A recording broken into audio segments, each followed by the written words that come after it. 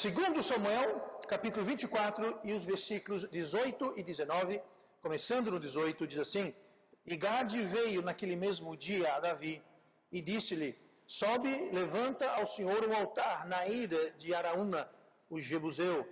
Davi subiu conforme a palavra de Gade, como o Senhor lhe tinha ordenado. E oremos. Amado Pai, abençoe a tua palavra, que o Senhor possa agora vir nos encontrar através do teu Espírito, nos dando poder para ouvir, possamos ouvir com fé, para que seja eficaz em nossas vidas. Use-me também, me dê o teu poder, para que eu possa trazer a palavra esta noite, também no teu poder e na tua sabedoria. Controle meus pensamentos, minhas palavras, para que possamos juntos alimentar o seu povo. Nós pedimos isso em nome de Jesus. Amém. E vamos sentar esta noite. E só para quem não sabe, nós estamos aqui na reta final do nosso estudo da vida de Davi. E nós estamos na quinta parte do tema dificuldades do crescimento do cristão.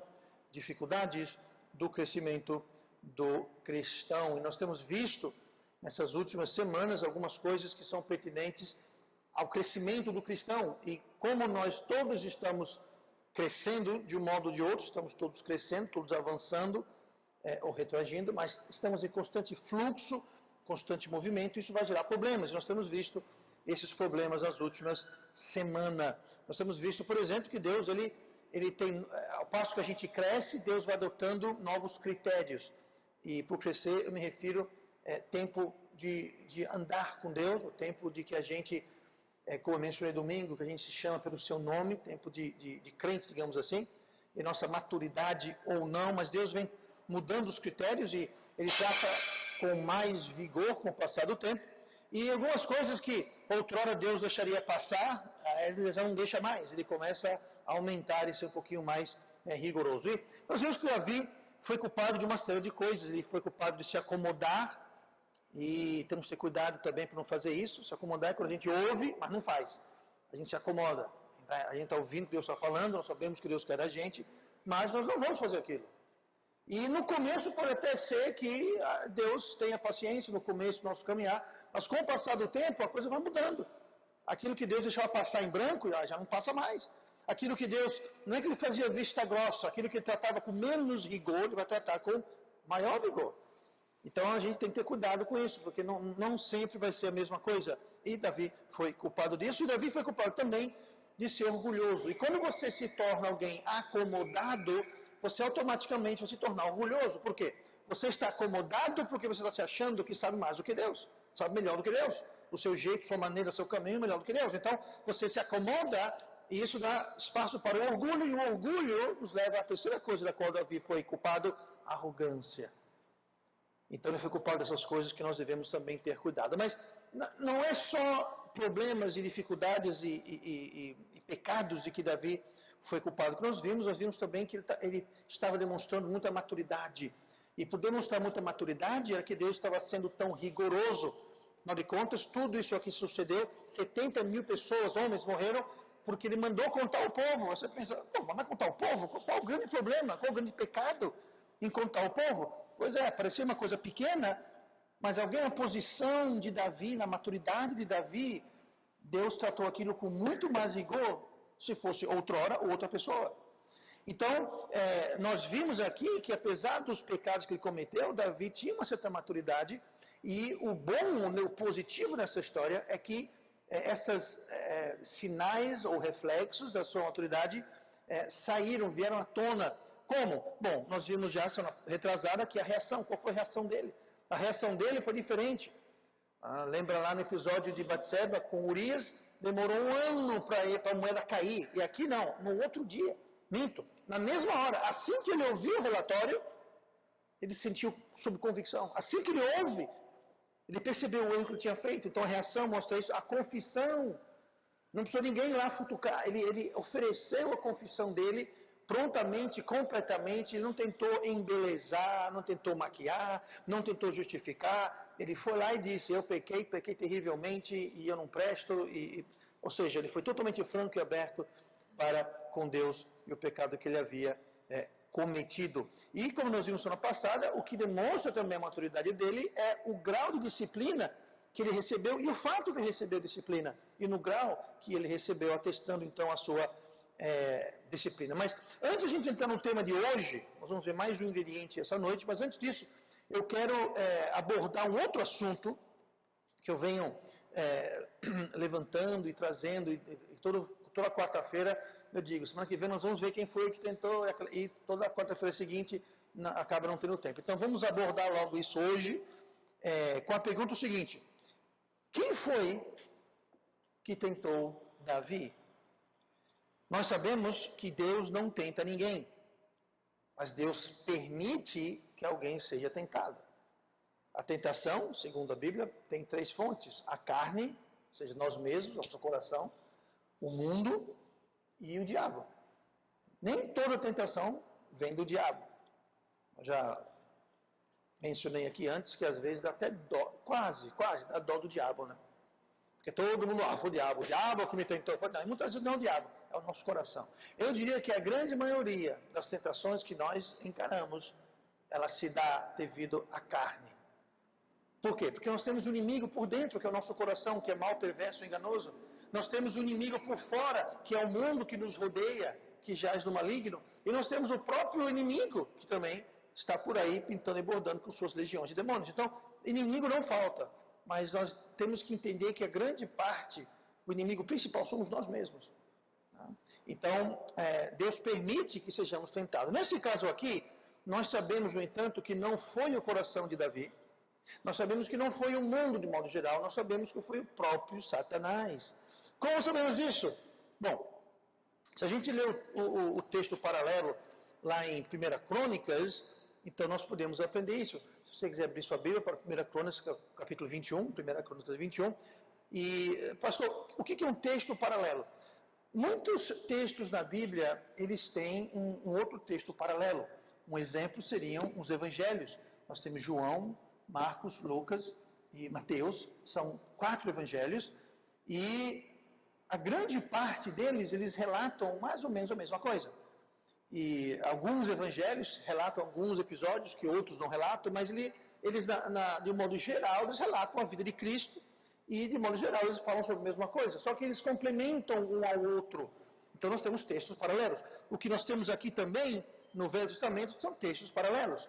Por exemplo, Crônicas e Samuel, 1 e 2 Crônicas, 1 e 2 Samuel e 1 e 2 Reis, esses 3 livros, todos eles são paralelos um ao outro. Se você lê 1 e 2 Samuel e você lê 1 e 2 Reis, falam da mesma coisa. Você lê 1 e 2 Crônicas também, eles contam a mesma coisa. Qual a diferença? Bom, um complementa o outro, e nós temos que entender que Samuel e Reis, eles tratam do Reino do Sul e do Reino do Norte, ou seja, eles tratam de Judá, que é conhecido como Reino do Sul, depois da divisão, depois de Salomão, e tem o Reino de Israel, que é conhecido como Reino do Norte, que são as outras 10 tribos. Tá? Então, Benjamim e Judá é o Reino do Sul, e as outras 10 tribos é o Reino do Norte. Então, Samuel e Reis trata dos 2 reinos. Mas se você lê Crônicas só trata de Judá, que seria o foco, onde estava Jerusalém, por exemplo. Tá? Então, nós temos esses textos. Lá em 1 Crônicas 21, versículo 1, diz assim: Então Satanás se levantou contra Israel e incitou Davi a numerar a Israel. Interessante, porque aqui está dizendo exatamente quem foi que incitou, ou seja, quem foi que tentou, quem foi que provocou. Não foi Deus. Não foi Deus. Lá em Tiago, capítulo 1, versículo 13, diz assim: Ninguém sendo tentado diga, de Deus sou tentado. Então, veja bem, não adianta a gente cair em tentação ou entre em tentação dizer, foi Deus. Foi Deus que fez isso na minha vida, foi Deus que me tentou, foi Deus que isso, Deus aquilo. Não adianta falar isso, que a Bíblia diz claramente, ninguém sendo tentado diga, de Deus sou tentado. Aí continua, porque Deus não pode ser tentado pelo mal e a ninguém tenta. Eu vou repetir, a ninguém tenta. Deus não tenta a ninguém. Então Deus não vai tentar você. Agora, Deus pode permitir que o diabo tente você. Deus pode permitir que a carne tente você. Deus pode permitir que o mundo tente você. Mas Deus mesmo, ele não tenta ninguém. Não tenta ninguém. 14. Mas cada um é tentado, aqui está explicando, quando atraído e engodado pela sua própria concupiscência, depois havendo a concupiscência concebido, dá à luz o pecado, e o pecado, sendo consumado, gera a morte. Sempre é o caso, o pecado gera a morte. Mas ele começa com o quê? Com a nossa concupiscência. Começa conosco. Quando nosso coração nos tenta, quando nosso coração reage ao mundo causando tentação, responde negativamente. Como? Não fugindo da tentação, não evitando a aparência do mal. Eu expliquei antes, se você se preocupar em evitar a aparência do mal, você não vai entrar em tentação. Agora, se você não está evitando a aparência do mal, você está flertando com a tentação. E quando você flerta com a tentação, você está brincando com o pecado, e quem brinca com fogo se queima. E quem brinca com o pecado, cai. Mas ninguém vai dizer, a culpa é de Deus. Tivemos uma vez, alguns anos atrás, uma certa pessoa aqui, não interessa quem, não vem ao caso, mas certa pessoa cometeu um grave erro, gravíssimo, e sabe quem foi o culpado? Eu. A pessoa olhou na minha cara e falou, a culpa é do Senhor. Eu falei, eu? A culpa é do Senhor. Eu sou culpado pelo pecado das pessoas. Bicho, coitadinho de mim, agora tá eu o diabo. Tudo nós. É o diabo, é o pastor. Lindo. Então, vamos entender que Deus não tenta ninguém. Tá? Nós temos que evitar a aparência do mal. Porque quem evita a aparência do mal vai evitar a tentação. Quem evita a tentação, com certeza, vai cair no pecado bem menos. Então, Deus, ele pode remover a sua cerca de proteção, sua cerca de proteção de graça e misericórdia que nos protege, nos mantém. Ele pode retirar. Tá? Então, nós temos que orar sempre e vigiar para que Deus não faça isso. Então, inclusive, nós já vimos, o próprio Davi foi avisado, ele foi avisado sobre isso, por nada menos que Joabe. E Joabe não é lá a pessoa mais espiritual na Bíblia. Tá? Mas a gente lê lá em 1 Crônicas 21, versículo 3, então disse Joabe, o Senhor acrescente ao teu povo 100 vezes tanto como é. Porventura, ó rei meu Senhor, não são todos servos de meu Senhor? Por que procura isto, meu Senhor? Por que seria isto causa de delito para com Israel? Sabe o que aconteceu ali? Aconteceu que Davi foi atraído e engodado pela sua própria concupiscência. Davi foi atraído e engodado. Veja bem, atraído. Engodado quer dizer enganado. Ou seja, a nossa concupiscência... Você fala, pastor, o que quer dizer concupiscência? Concupiscência quer dizer um desejo ou vontade que é errado. É um desejo, a vontade, é uma queda, é você inclinar para algo que é errado, que é pecado. E isso acontece no nosso coração ele é mau, ele é perverso, ele é enganoso. Então, quando a nossa concupiscência, primeiro, ela atrai. Me diga uma coisa, como é que você, ou como é que alguém atrai outra coisa? Por exemplo, as irmãs, quando vocês querem pegar um marido, vocês fazem o quê? Vocês fazem um prato de comida bem horrível, né? Todo queimado, sem sal, sem gosto. Não. Vocês ligam pro Disque alguma coisa, pede, aí quando entrega você fala, meu bem, o que foi que eu fiz?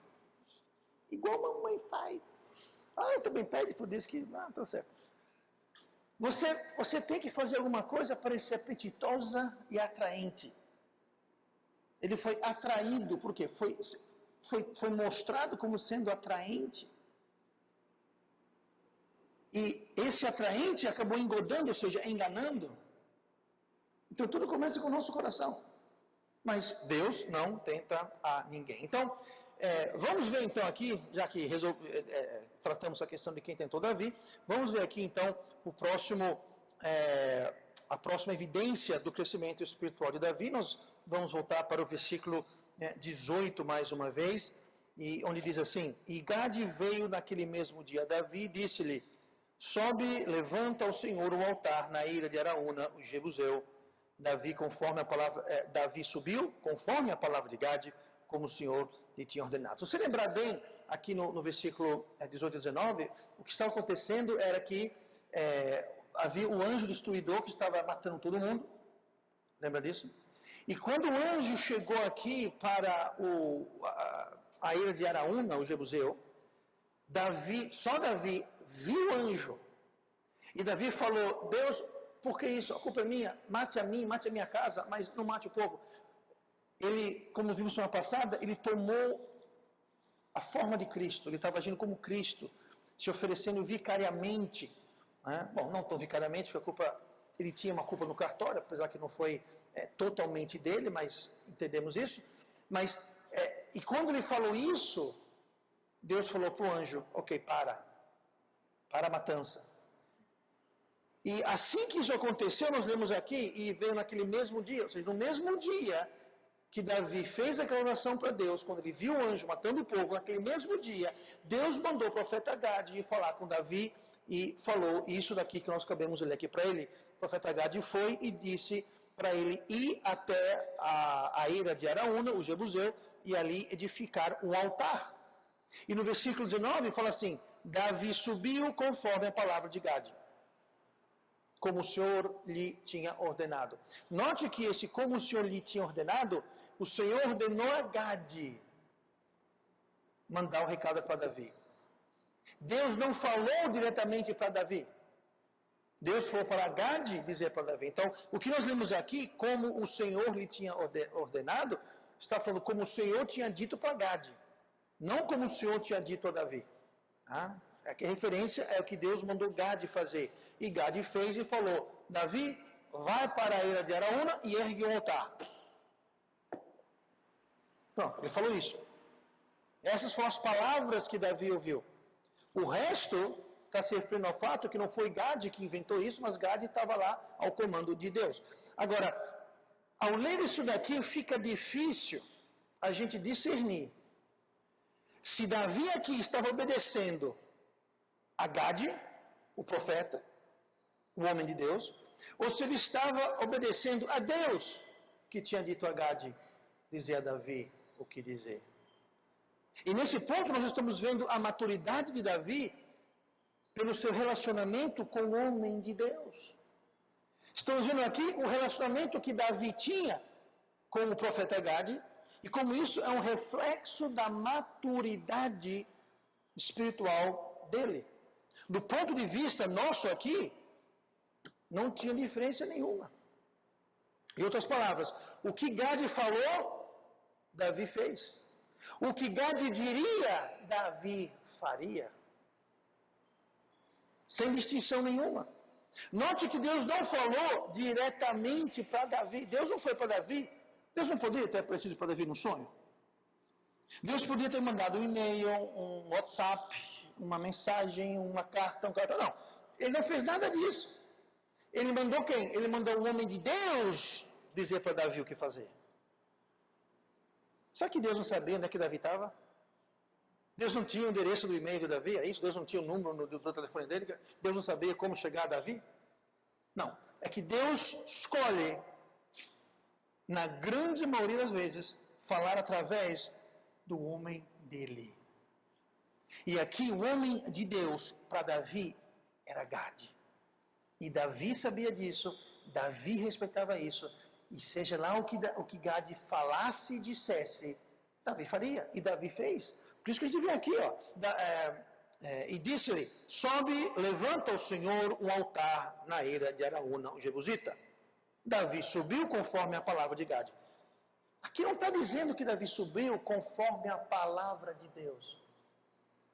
É conforme a palavra de Gade. Ah, mas não foi Deus que mandou Gade, então não é a palavra de Deus? Sim, tecnicamente é a palavra de Deus. Porque Deus mandou Gade falar, Gade falou, então a palavra não era de Gade, era de Deus. Mas note que está enfatizando aqui o fato que Davi obedeceu e seguiu a instrução de Gade.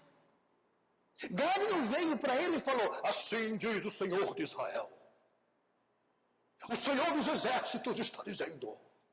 O Deus de Abraão e Jacó lhe diz agora. Eu não falei nada disso. Ele chegou lá e falou, olha, Davi, vá para a ilha de Araúna e erga um altar ali. Ok?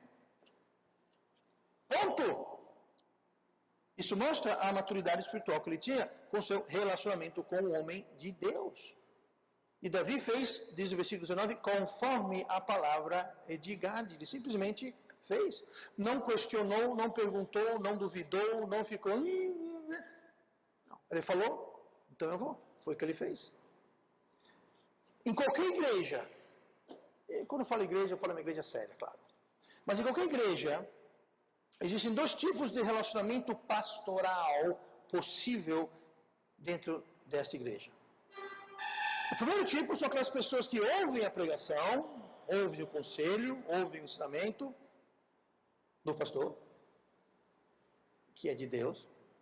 Diga uma coisa, quem está aqui anos e anos e anos e anos igual eu, o que eu sempre digo é, eu não estou aqui para pregar a minha opinião, ou o que eu acho. Eu estou aqui para pregar a palavra de Deus. Então, quando eu prego alguma coisa, quando eu ensino ou aconselho alguma coisa, não sou eu. É Deus. Assim como o que Gade falou para Davi, não foi Gade que, Davi, eu tive uma ideia. Por que você não vai lá para a ilha de Araúna e você ergue lá um altar para o Senhor? Eu acho que isso seria uma excelente ideia, faça isso. Não, foi Deus que falou para Gade. Mas existem pessoas que vão ouvir o homem de Deus, na pregação, no conselho, no ensino, que seja, mas vão ignorar. Vai entrar no ouvido e sair pelo outro. Por quê?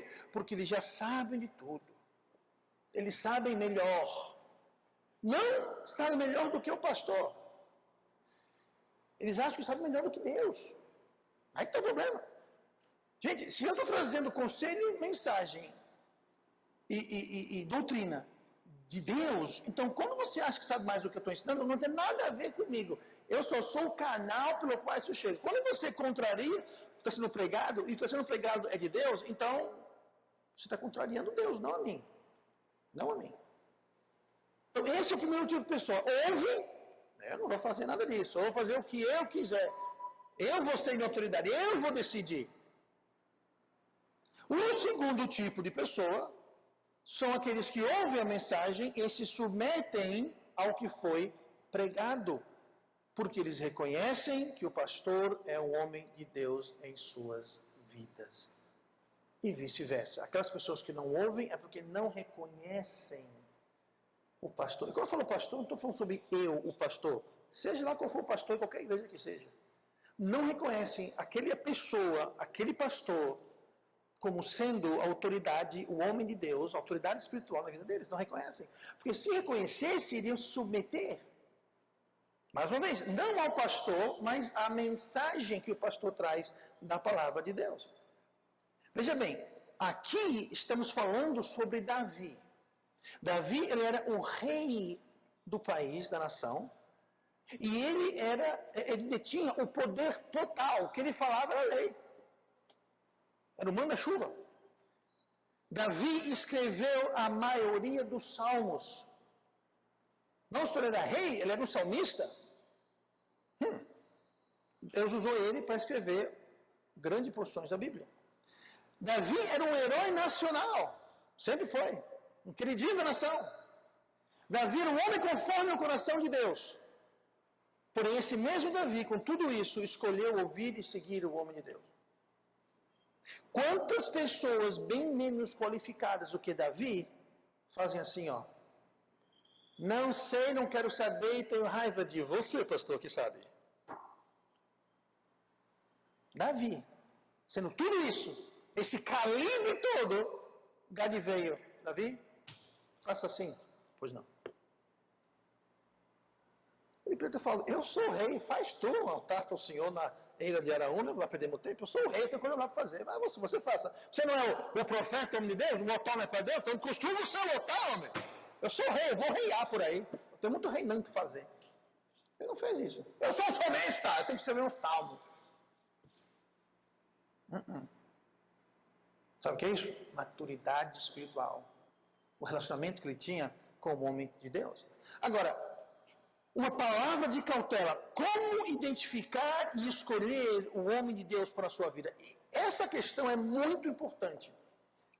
Ela é muito importante porque ela traz consequências e trata da questão de autoridade. Autoridade. Lá no versículo 11, de 2 Samuel 24, temos outra ocasião que aconteceu algo parecido. Versículo 11. Levantou-se, pois, Davi pela manhã, veio a palavra do Senhor ao profeta Gade. Veja bem, isso foi no dia depois que Davi recebeu o resultado da contagem, que ele não deveria ter feito. Então Davi levantou, e quando Davi levantou, você note que Davi levantou num canto e Deus foi para Gade no outro canto e falou, vai lá falar com Davi. Pelo jeito Deus queria deixar Davi dormir um pouquinho mais, né? Não queria acordar ele muito cedo. Mas foi isso, Davi acordou, Deus não falou, mais uma vez, Deus não falou para Davi. Deus já havia falado com Davi antes, mas ele escolheu não falar com Davi. Ele mandou Gade falar com Davi. Olha o que fala aqui, versículo 11, do capítulo 24 de 2 Samuel. Levantou-se, pois, Davi pela manhã, vírgula. Veio a palavra do Senhor ao profeta Gade. Como eu disse, não veio a palavra do Senhor a Davi. A palavra do Senhor veio ao profeta Gade. Vidente de Davi, dizendo, vai e dize a Davi, assim diz o Senhor, 3 coisas te ofereço, escolha uma delas para que tá faça. Então, mais uma vez, Deus então está usando uma autoridade espiritual para dar um recado espiritual a Davi. Aí eu pergunto, quem vai ser aquela pessoa, autoridade que vai trazer para você os recados, as doutrinas, o ensino, aquilo que Deus tem para passar para você, assim como Davi? Quem é essa pessoa? Davi tinha Gade. Quem você tem? Eu não quero que você me responda. Eu sei que todos vocês têm a minha, claro. Vocês não piscam sem pedir permissão para o pastor, eu entendo isso, mas... Gente, toda autoridade vem de quem? Falamos sobre isso no domingo. Lá em Romanos 13, versículo 1, toda a alma esteja sujeita às potestades superiores, porque não há potestade que não venha de Deus, e as potestades que há foram ordenadas por Deus. Por isso, quem resiste à potestade, resiste à ordenação de Deus, e os que resistem trarão sobre si mesmos a condenação. Então é muito importante, porque se Deus traz uma autoridade e você resiste, você vai trazer sobre si condenação. Isso não é bom. Não especifica o que é, mas coisa boa não é. Então aqui está tratando sobre autoridade e você resistir ou se submeter à autoridade. Agora, você vai ter que ter uma eleição na sua vida. Você vai ter que decidir quem vai ser, quem você vai votar para ser o homem de Deus na sua vida. Essa escolha, na realidade, a gente não faz, a gente reconhece. Porque toda potestade vem de Deus. Então, se a autoridade vem de Deus, então eu tenho que ficar atento e ligado para ver o que Deus tem para mim. Tá? Então, existe uma questão de escolher submeter, mas a autoridade é Deus que vai mostrar para a gente. Então, é preciso saber bem quem é essa autoridade. Ah, pastor, mas líderes e pastores não podem cometer erros? Claro que podem. Eu cometi uma vez.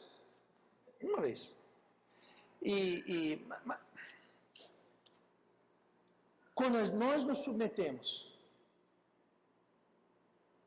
à autoridade, mesmo quando aquela autoridade comete um erro de discernimento ou de aconselhamento, por nós termos nos submetido a Deus através da autoridade que Ele colocou, mesmo quando aquela autoridade comete um erro, agora não estou dizendo um erro grosseiro, estou falando um erro de discernimento, um conselho, por exemplo, alguém fala, pastor, eu devo aceitar esse emprego ou não? Sim, aceite, eu aceitei, foi uma confusão, não devia ter aceito, coisa desse tipo. Não estou dizendo a pessoa saiu, cometeu adultério, roubou um banco e votou no PT, ou uma coisa assim.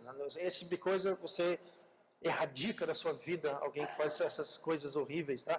Mas, então entenda, eu não estou falando sobre erro grosseiro, estou falando sobre um erro de discernimento, um erro de julgamento, talvez um lapso, uma coisa assim, tá? Mesmo quando isso acontece, Deus é capaz de manobrar e compensar por aquele erro. Por isso que devemos pensar bem antes de eleger, escolher, reconhecer quem Deus tem para as nossas vidas como homem de Deus. E como fazer isso. Então vamos ver aqui rapidamente 3 pontos para a gente prestar atenção, tá, do que fazer. Número 1, pelos seus frutos o conhecereis. Lá em Mateus 7,16 fala assim, por seus frutos os conhecereis. Porventura colhem-se uvas de espinheiros ou figos dos abrolhos? Assim, toda árvore boa produz bons frutos, e toda árvore má produz frutos maus. Não pode a árvore boa dar maus frutos, nem a árvore má dar bons frutos. Toda árvore que não dá bom fruto, corta-se e lança-se no fogo. Portanto, pelos seus frutos os conhecereis. Ele começa e termina com a mesma frase. Pelos seus frutos os conhecereis. Isso traz duas questões. Número um, você tem que ver o que eles produzem. Você tem que ver como é que é a vida conjugal, familiar dele. Ele, a esposa e os filhos, é como é gato cachorro, é a maior confusão de casa, tudo isso é importante. Paulo fala para Tiago que o bispo, o pastor, ele deve governar sua casa bem. Isso quer dizer, ele tem que ter uma vida familiar boa, exemplar até. Mas não é só isso. Ele tem que ter também frutos espirituais. Ele ganha almas, ele evangeliza, ele tem um bom testemunho, ele é honesto. Ele é espiritual. Tudo isso a gente pode colocar sobre frutos. Pelos seus frutos. Agora, se a pessoa tem uma vida longe de exemplar, conturbada, bagunçada, mau testemunho, deve para todo mundo, financeiramente está por aqui, se tudo isso é o caso, então o fruto não é muito bom. Pode uma boa árvore dar maus frutos? Não. Então se o fruto é mau, a árvore está com problema. Então você tem que ter cuidado. Como é que você vai ouvir conselho no seu casamento, se a pessoa dando conselho está no 5º casamento? Ou a esposa dele e ele só estão brigando dentro de casa, um pegando faca, passando o outro. Como? E a outra questão sobre pelos seus frutos o conhecereis é que você precisa estar perto o bastante da árvore para enxergar os frutos. Já pensaram nisso? Tem muita gente que tem como homem de Deus a vida deles. O pastor fulano, eu nunca vi na minha vida, mas ele está no YouTube, ele está na televisão, eu não sei nada da vida dele. Gente, na televisão, no YouTube, eles podem passar blush e batom e jogo de luz e Photoshop. Ele é lindo. Eu quero ver ele, sabe quando? No dia a dia. Já foi na casa dele? Falou com a esposa dele? Conhece os filhos dele? Sabe o dia a dia? Você não sabe nada dele, gente. Mas, no entanto, aquela pessoa, aquele pastor pregador que você nunca viu na vida, não sabe quase nada dele, aquele é o seu guru, aquele sim. Que decepção você vai ter quando você percebe que o cara tem uma vida esdrúxula? Não estou dizendo o que ele tem, nem estou falando de alguém especificamente. Só estou dizendo, para você conhecer os frutos, você tem que estar perto da árvore, gente. Rapaz, tem uma árvore lá no Japão que dá cada maçã que é delícia. Já comeu a maçã daquela árvore? Não. Você já viu? Não. Chegou perto? Não. Está falando o quê? Eu ouvi dizer. Meu filho, ouvi dizer, aqui não está dizendo, pelos seus frutos conhecereis. Se você quiser confiar em alguém pelo ouvir dizer, boa sorte, a vida é tua. Mas eu não vou escolher alguém tão importante, uma autoridade tamanha na minha vida, porque alguém disse. Ou pelo que eu vejo, que dizem. Não, eu quero estar lá. Eu quero ver o fruto, eu quero provar o fruto, eu quero dizer, dar uma mordida e falar, realmente, esse fruto é bom, essa árvore é boa. E não alguém dizer que um dia era, foi e vai ser. Eu quero ver. Segunda coisa, além de pelos seus frutos conhecereis, essa pessoa se alinha com a palavra de Deus. Porque Paulo falou assim em 1 Coríntios 11:1, sede meus imitadores, como também eu sou de Cristo. Como é que a gente sabe que alguém é imitador de Cristo? Se vive de acordo com esse livro. Não só crê, mas vive aquilo que diz crer. Ou seja, não só prega, mas vive. É muito fácil. Palavras são fáceis demais, gente. Eu quero ver o caminhar, eu quero ver os seus passos, suas ações. Mais uma vez, a gente tem que saber. Nós temos que saber, nós temos que conhecer a pessoa, conhecer o ensinamento da pessoa. Uma coisa que eu sempre faço, às vezes alguém pergunta para mim, pastor, o fulano, não sei o quê, ele escreveu isso, aquilo, o que o senhor acha? A primeira coisa que eu faço, eu vou lá e procuro achar a declaração de fé daquela pessoa. Pronto, ali vai dizer tudo, o que ele crê sobre Bíblia, sobre salvação, sobre tudo. Pronto. Se ali eu vejo um monte de coisa que é contrário à Bíblia, tenha certeza que tudo que uma pessoa falar, pregar, aconselhar, vai ser tingido e saboreado por aquilo. E, se você estiver interessado, eu tenho uma declaração de fé, está postado na internet, quem quiser saber, quiser uma cópia eu dou, que basicamente diz tudo naquilo que eu creio em relação à Bíblia, à doutrina, tem uns versículos porque eu creio assim, está tudo explicado.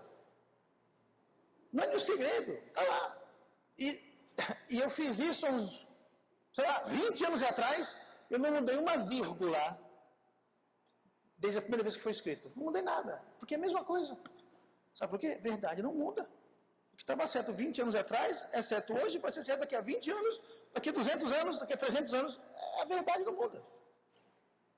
Então, a pessoa se alinha com a palavra de Deus. É bom você saber, conhecer a palavra de Deus para você poder se alinhar. Última coisa, isso abrange as outras duas coisas que eu falei. Você tem contato pessoal com sua pessoa? Não só você conhece aquela pessoa, mas aquela pessoa conhece você. Não só você conhece a família daquela pessoa, aquela pessoa conhece a sua família, a sua vida familiar, a sua interação com os irmãos, a sua interação com aquela pessoa te conhece.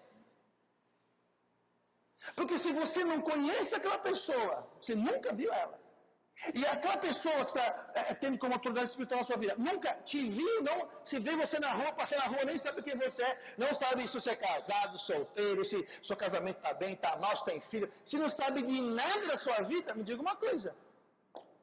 Porque, entenda, Deus pode usar um jumento para ser autoridade na sua vida.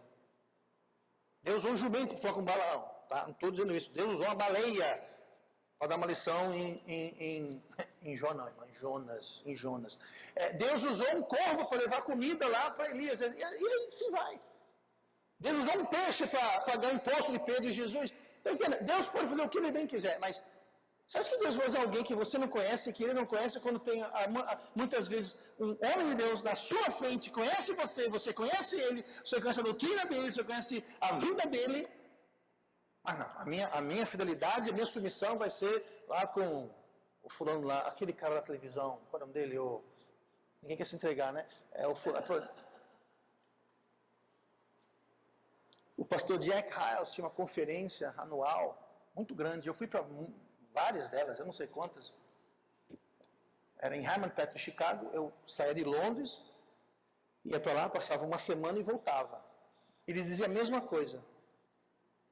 Ele falou assim, você vem aqui, aí iam pastores, leigos, pessoas do ministério, eu não era pastor na época, então estava aberto para qualquer um, não era fechado só para pastores, qualquer um podia ir. Então ia pastores, obreiros, ia irmãos, gente que não gostava dele ia para procurar do que falar dele, tudo isso.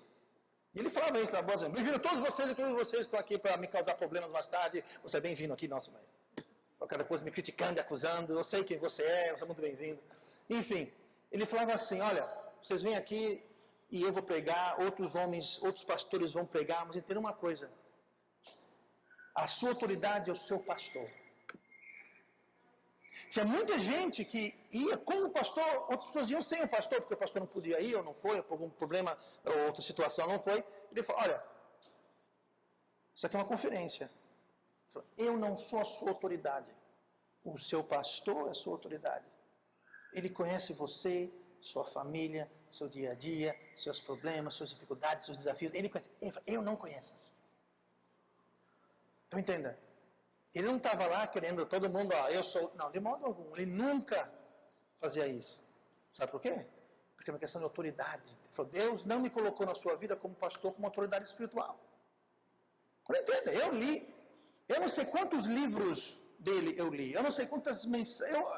Eu ouvi literalmente milhares de mensagens dele. Milhares. O pastor David tinha assinatura, toda semana recebia, e há anos ele tinha caixas, naquela época era disco, não, era fita. Antes da era do YouTube, essa coisa toda. Então ele tinha centenas e centenas, ele deixava lá, e eu levava caixas. E eu via, muitas vezes, pelo menos uma mensagem, eu via pelo menos, no mínimo, 7 a 8 mensagens por semana do pastor Jack Hyles. Ele foi pastor durante 40 anos, não faltava mensagem, gente. Tinha mensagem que não acabava mais. Mas ele não era meu pastor, eu sabia disso. Eu aprendi muito, fui muito abençoado, mas ele não era o meu pastor. E eu sabia disso, ele sabia disso, o meu pastor sabia disso. Não é que é proibido, é errado você ler um livro que não seja por mim, mesmo porque eu não escrevi nenhum livro. Não é errado você ouvir uma mensagem que não seja pregada por mim. A questão não é essa, mas a autoridade. E mais uma vez, não estou falando de mim, eu. Estou falando a figura, a posição, o cargo, a autoridade. Eu vou encerrar com um exemplo. E eu acho que já dei esse exemplo aqui no passado.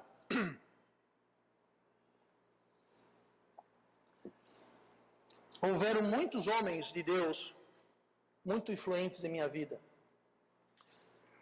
Uma boa parte vocês conhecem. Pastor Jarvis, por exemplo, já esteve aqui e já pregou aqui.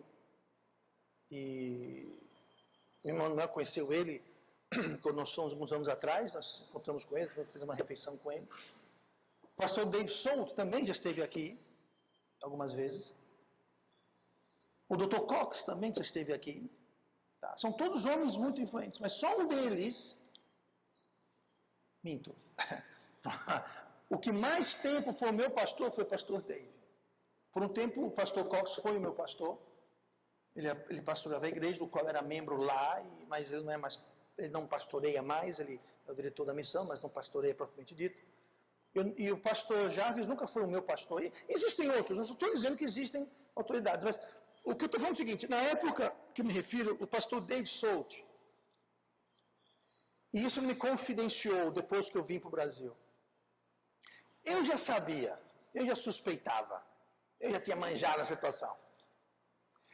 Eu estava na Inglaterra e eu já estava pronto para sair da Inglaterra e ir para os Estados Unidos, levantar sustento para vir para o Brasil para começar aqui a igreja. Só que o pastor Dave não queria me perder. Isso, eu estou dizendo, ele falou isso para mim, tá? Quando ele esteve aqui a primeira vez. Por quê? Porque eu sou uma pessoa maravilhosa, quem quer me perder? Mas, fora disso, eu ajudava bastante na igreja. Eu encabeçava o culto infantil, e o culto infantil lá era para crianças e adolescentes também, até 14, 15 anos.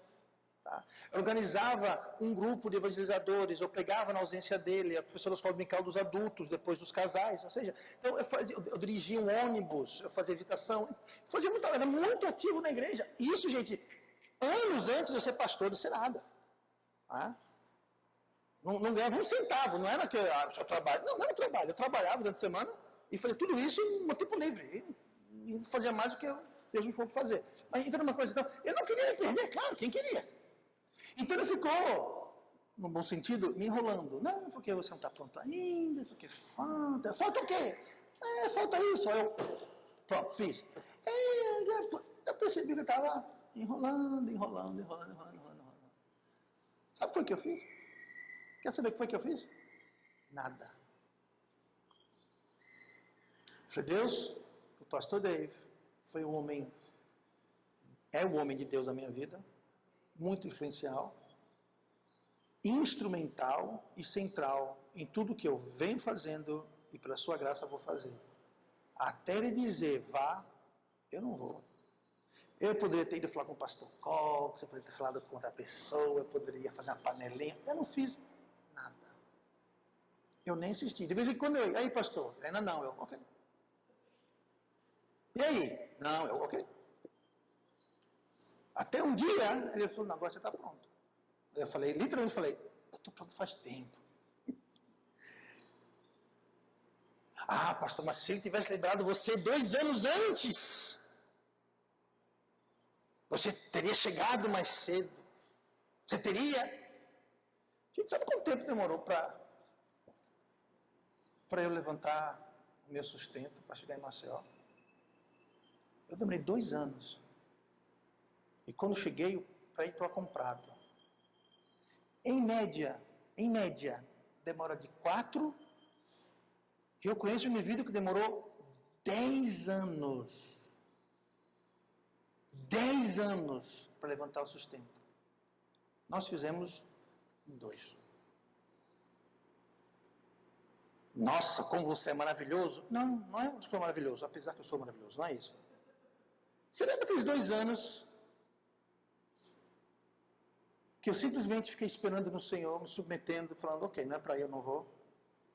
Deus fez o quê? Ele compensou. Ele compensou. Se eu tivesse saído antes, me rebelado e forçado a barra, talvez eu até saía mais antes. Se eu ficasse lá, fazendo escândalo, se embora, pronto, sai daqui, pronto. Vai com Deus. Pronto. Encheu tanta paciência, agora faço questão que você vai embora, sai da minha vida. Se eu tivesse feito isso, quem sabe vai demorar 4, 5, 6 anos para não estar sustentando? Não, 2. Tempo recorde. E mais, não só levantamos dinheiro, mas compramos esse prédio aqui, gente. Compramos o prédio 1 ano antes de chegarmos aqui, ou seja, dentro de 1 ano, levantou em média a metade do que a gente precisava, mas comprou e pagou completamente por inteiro esse prédio. Está vendo como eu falei no começo? Quando você se submete a Deus, mesmo quando existe um erro de discernimento da parte do homem de Deus, Deus ele compensa. Eu não tenho outra explicação para isso. Eu não tenho. Sabe por que eu não tenho? Gente, quando eu cheguei nos Estados Unidos, eu não conhecia ninguém lá. As pessoas não sabiam quem eu era. Eu tive um pastor, ele nos apoia hoje, é um grande amigo meu. A última vez que eu estive na igreja dele, ele me apresentou assim. Bem, gente, agora nós temos nosso missionário, o Roberto Tulli, vem aqui para frente. Enquanto eu subi, ele falou, deixa eu contar uma história para vocês. Quando ele veio aqui, 10 anos atrás, pela primeira vez, eu falei, que cara mais enrolado, inepto e sem juízo.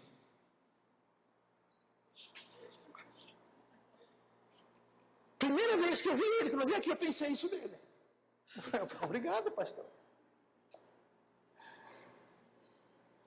Mas Deus colocou no meu coração para levar a igreja, adotar ele, e eu estou muito grato que eu fiz.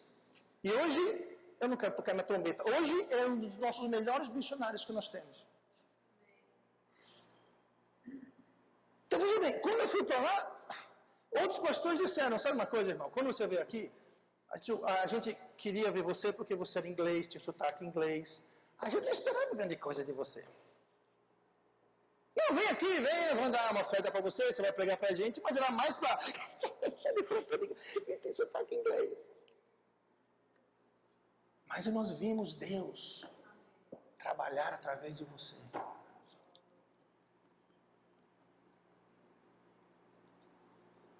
Vi um pastor, o pastor Mila.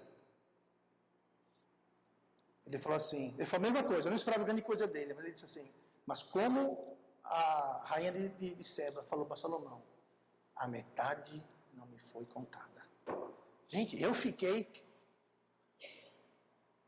sinceramente, humilhado. Não humilhado no mau sentido, mas humilhado. Falei, Deus, como é que alguém assim está falando isso de mim? Eu não sou nada. Eu como apóstolo, gente, os outros missionários eram tudo 22, 23, 24, 25 anos. Eu fui salvo com 25 anos, eu tinha 30 e poucos anos. Lindo de morrer, maravilhoso, mas pessoas que vinham de seminários conhecidos, pastores conhecidos, pastores, ex-membros do Jack Hyles e outros grandes. E quem era eu? Mas sabe o que é tudo isso? Era Deus compensando. Gente, quando você submete a Deus, Deus abre o mar vermelho, Deus abriu o Jordão para Josué, Deus faz qualquer coisa. Ele dá carne no deserto, água no deserto, Ele faz brotar água de uma rocha.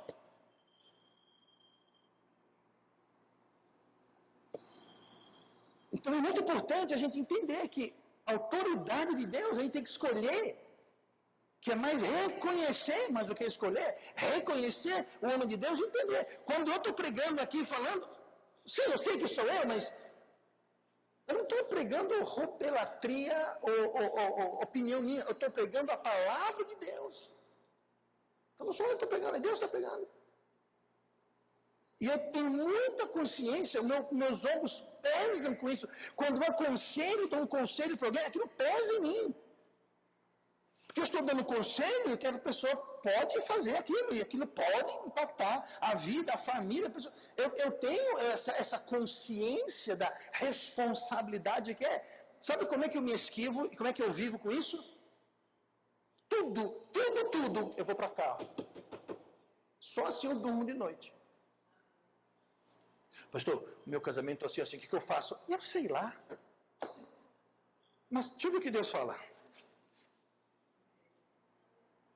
Pronto. Francamente, você não quer saber o que eu acho de nada.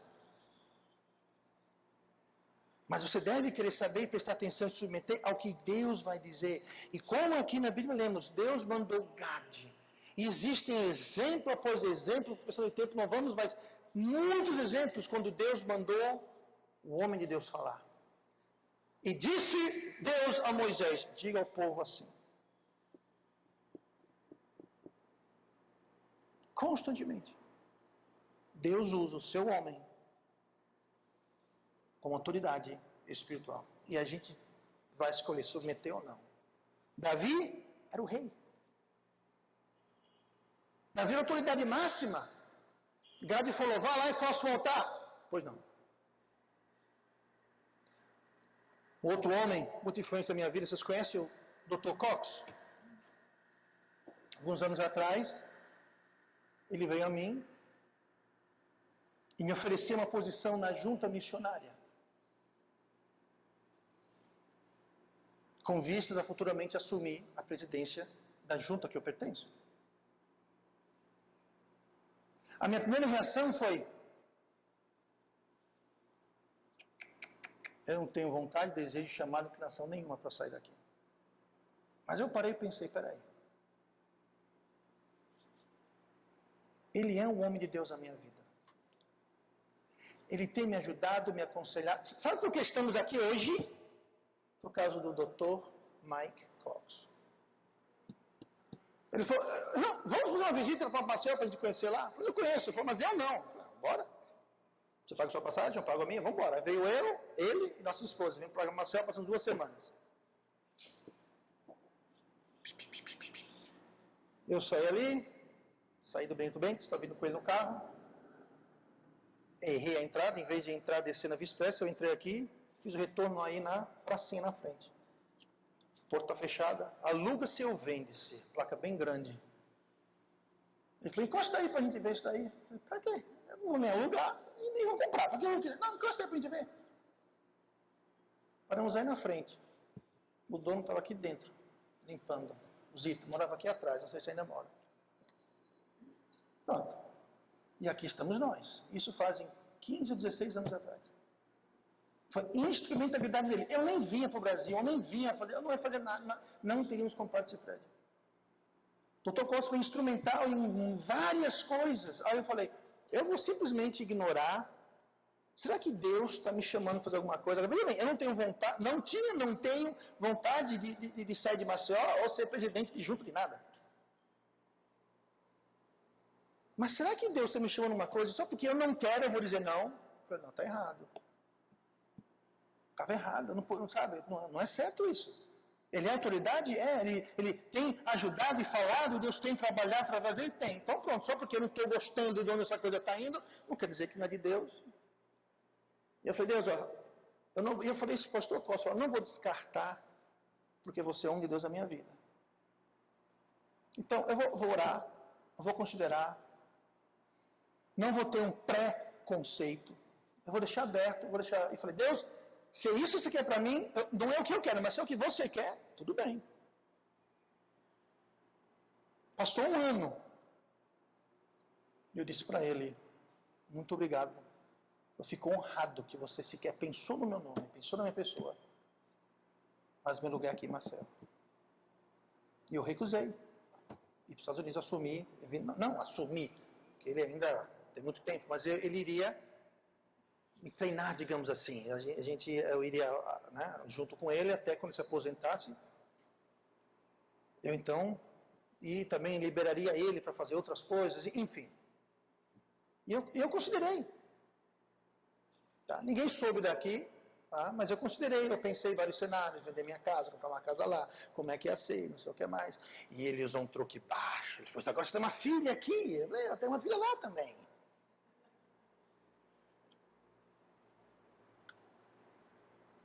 E eu falei, não, mas eu não descartei. Eu não falei, não, que eu não quero, eu não estou interessado, tchau, passe bem. Eu não fiz isso. Durante um ano, eu sinceramente considerei e deixei aberto. Deus, vai aberto. Eu quero fazer a sua vontade. Se eu vou ficar fixo para aí, eu quero fazer a sua vontade, não quero fazer a minha vontade. E se você está usando o nome de Deus para falar isso, eu estou ouvindo. Eu estou ouvindo. Tá? Então orem pelo pastor Cox. Tá? Porque outro igual a mim não tem. Só tem eu. Estou brincando. Mas Davi, uma coisa que refletiu a sua maturidade era o seu relacionamento com o homem de Deus, Gade, em sua vida. E como ele interagia com ele. Amém? Vamos orar. Pai amado, Deus querido, obrigado pela tua palavra.